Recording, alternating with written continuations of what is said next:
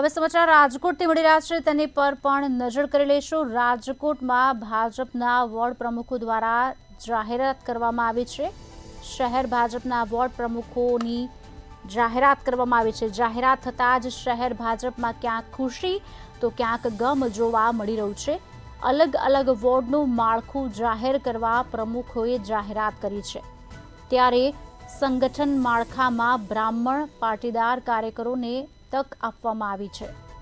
જાહેરાત મામલે શહેર ભાજપ પ્રમુખ મુકેશ દોશીએ નિવેદન આપ્યું છે।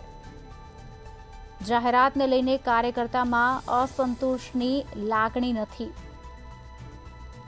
જે કાર્યકરની જાહેરાત નથી થઈ તેમને બીજા માળખામાં લેવામાં આવશે।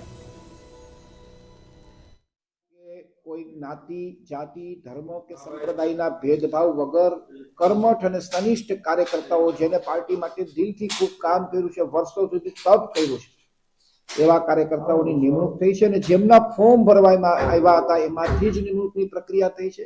એટલે જ્ઞાતિને કોઈ ચોક્કસ જ્ઞાતિને વધુ પ્રાધાન્ય આપવું અથવા કોઈ ચોક્કસ જ્ઞાતિને પ્રાધાન્ય ન આપવું એનો આ માટેનો કોઈ પ્રશ્ન જ નથી। આ બધાના વિચારોથી વિચાર વિમર્શ કર્યા પછીની આ નિમણૂક છે। વોર્ડ નંબર 17 જે પ્રમુખ વોર્ડ નંબર 17 જ્યારે સમીક્ષા બેઠક અમારા ચૂંટણી અધિકારી સાથે રાજકોટના ચૂંટણી અધિકારી માયાબેન સાથે બેઠા।